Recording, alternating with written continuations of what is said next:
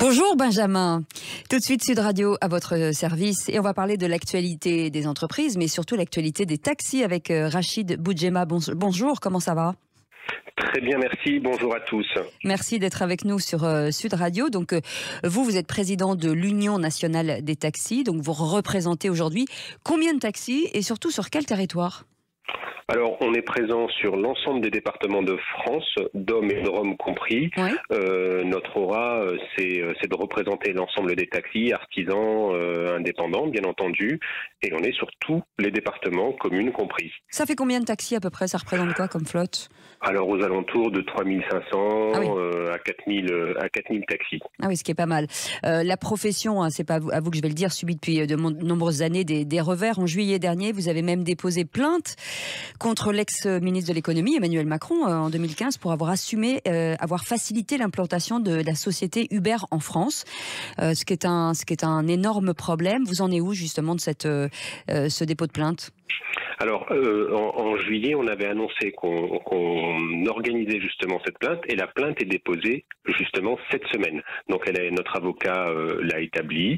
Nous sommes deux fédérations, donc l'Union nationale des taxis et la Fédération nationale des artisans taxis, à nous être constitués et on a porté plainte contre l'ancien ministre de l'économie, l'actuel président de la République. Donc, la procédure va suivre son cours et on va être en attente justement des suites. Et la plainte, elle est pourquoi? Est-ce que c'est parce que vous êtes senti trahi, c'est ça?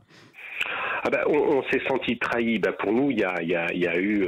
Alors, si je vous dis clairement ce que ressent la profession, c'est on a le sentiment que l'ancien ministre de l'économie a fait en sorte, contre l'industrie du taxi, de favoriser une entreprise étrangère à son installation au détriment d'entreprises françaises. Je rappelle juste que les taxis, c'est 60 000 entreprises, 30 000 salariés. Uber, c'est depuis son installation des pertes abyssales et un enfer social pour tous ceux qui travaillent pour cette application. Voilà, aujourd'hui, et ce qui est encore d'autant plus choquant, c'est que l'actuel président de la République dit qu'il assume ce qu'il avait fait alors que c'était pas dans ses prérogatives en tant que ministre de l'économie et des finances. On rappelle quand même que vous, votre position, c'est de porter la voix justement de ces artisans taxis jusqu'au pouvoir public. Aujourd'hui, vous demandez quoi?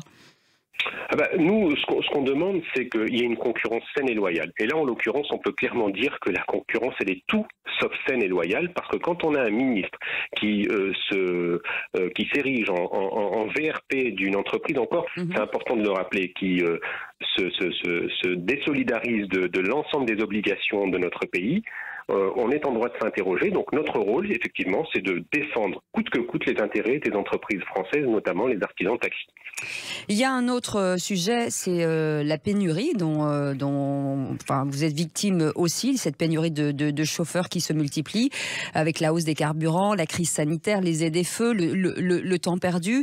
Comment l'expliquer? Est-ce que c'est un problème de licence? Est-ce que c'est un problème de désaffection du métier? Alors, pour être tout à fait clair, nous, on n'a pas de problème de pénurie de chauffeurs de taxi. Nous, c'est quelque chose qu'on anticipe régulièrement et bien en avance. Si aujourd'hui, le consommateur ressent une certaine pénurie, le principal problème, c'est les voies de circulation.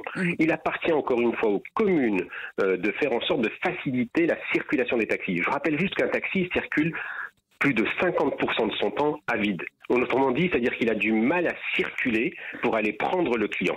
Si une commune crée des voies dédiées pour que le taxi circule plus facilement, le taxi pourra être de plus en plus présent. Mais encore une fois, ça appartient aux communes de créer justement les voies nécessaires, parce qu'aujourd'hui, ce qu'on subit, c'est la congestion du trafic. C'est principalement ça notre problème. Eh bien, merci beaucoup, Rachid Boudjema, d'avoir habité avec nous. Vous êtes le président de l'Union nationale des taxis. On vous remercie et puis on espère que vos combats iront jusqu'au bout. Restez avec nous sur Sud Radio. Dans un instant, Patrick Roger pour le Grand Matin Sud Radio. Et moi, je vous retrouve avec Philippe David pour Les Vraies Voix à partir de 17h. Belle journée sur Sud Radio.